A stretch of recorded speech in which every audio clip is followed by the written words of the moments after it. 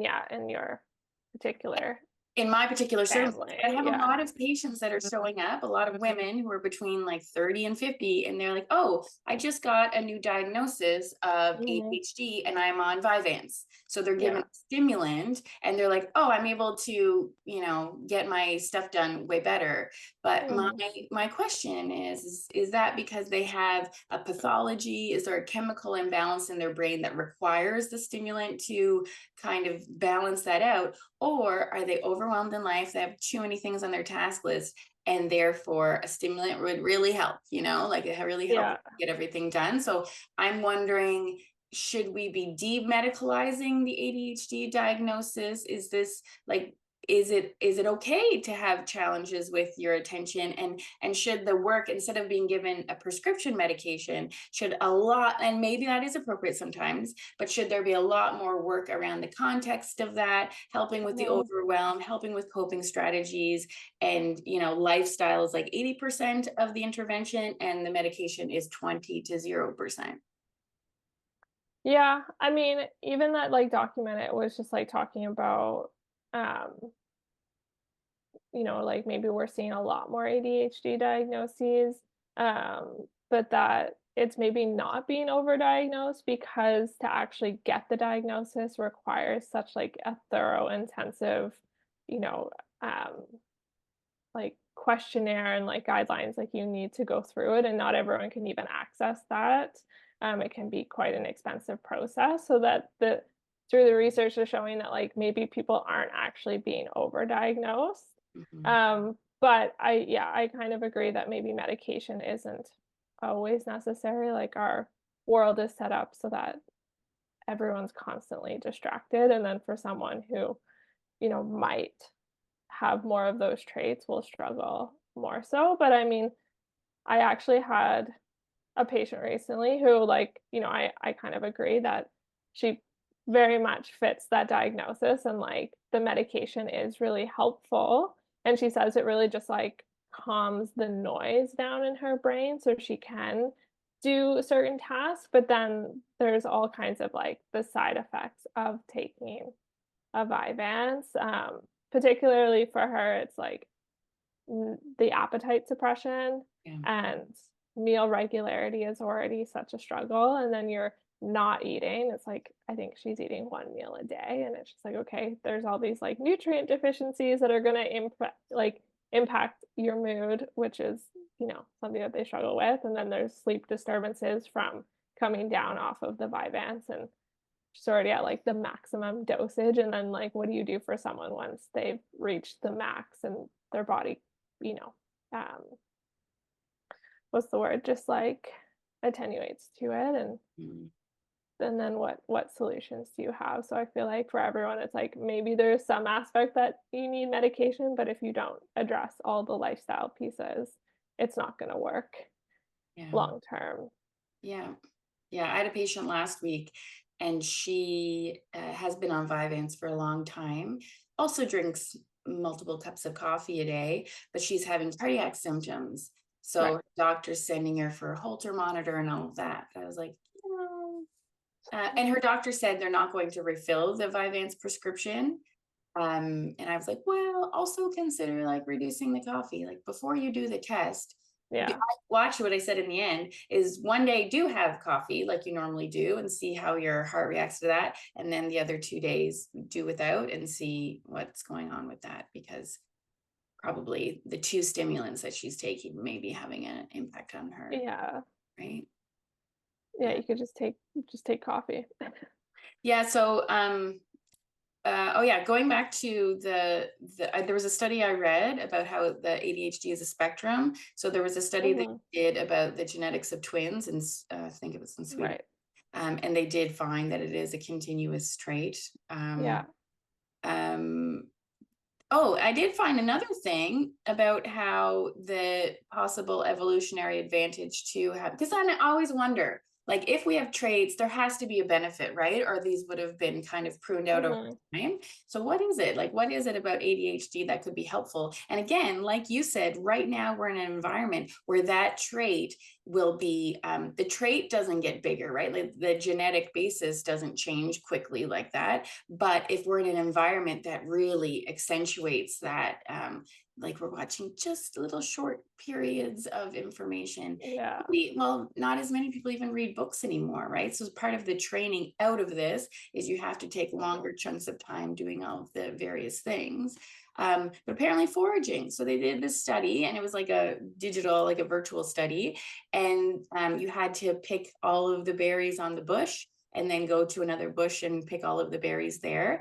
And what happened is if somebody didn't have ADHD, they would really focus on the one bush and like get all of the berries out of that bush and only then move on to the next bush. Whereas if the person had ADHD, they would bounce from bush to bush a lot quicker, but they would get more berries in the end. So it's like Okay. The foraging benefits. maybe. Mhm. Yeah. It's interesting, like, on these, some of the maybe not so subtle, like, um, female traits for ADHD. I just, like, I even think of myself foraging, like, I actually could relate, like, there's a lot of ways where I'm like, "Oh, do I have ADHD? Do I not?" But, like, struggling with focus, like, always fidgeting with things, not be able to sit still, um, and but every summer, I do go blueberry picking, and I find it so, like, satisfying. I could just do Really? it. Yeah, I'm just like, I could do it all day, and it's just something you're so focused that I'm just like, "I need to get the biggest ones." Like, I won't waste time, very much even like that simulation. I'm like, "I won't waste time on, like, a bush that has little ones." I'm like, "I gotta find the biggest ones, Yeah. gotta just, like, keep moving around, like, keep going." Maybe So, this is how we can anecdotally support the ADHD diagnosis, right? Like, sure, you can fill out the questionnaire and all of that. I do yeah, think a lot of that is based on behaviors as well, of course, right? yeah, But then we'll say, oh, when it's August, go out and see how you do. yeah. Right? And this actually, I don't know. I feel, and this is where I feel like if we had a psychologist also with Mhm, focus in ADHD, like a lot of that, like there's a lot of self-worth in there, right? And a lot mhm. of like acceptance of your like aspects of your personality that are challenged for you and ones that are an asset. So really, it seems like sure there can definitely be like a cognitive chemical aspect to the ADHD, but it just seems like there's this huge place for lifestyle support and psychological reframing. Yeah. Yeah, and I think that's sort of what, like, even some of the research, like, from the confident clinician is just that idea that, if consistency is hard, it doesn't have to be an all or nothing. Like, if you can't do something every day, don't just say, like, "Well, then I'm a failure, so I'm not gonna do it at all." It's like, "Okay, how about you try and hit it, like, 3 times a week?" And just aim for, consistency over time versus achieving perfection daily. And that same goes with, like, meals. It's like you don't need to have an elaborate meal. If you're eating basically 1 meal, then let's just try and add in snacks. So, like, solutions where, like, for this person, it's like, okay, if you have mixed nuts or even, like, buying pre-made, like, whole chickens or, like, hummus and cut up veg, like, you can get pre-cut fruit, like, all of those things doesn't mean that you're, like, less successful or, like, unable to do this thing that you might see other people doing. It's that you're creating a hack for yourself based on what you know about your, chemical makeup of, like, what you can do and what you can't do, and just figuring out a solution that works for you and creating systems like what I was saying is, like, have the snacks on your table so that you see it because, one of the challenges that my patient was saying is, like, I could have food in the fridge, but if I can't see it, I don't remember that it's there. So it's like, okay, setting alarms on your phone, reminders like, "Hey, there's food here for you," or, like, making that lunch for yourself and just having it packed and ready for yourself. Um, just sort of like, yeah, simple hacks. I think you should put that into a blog post.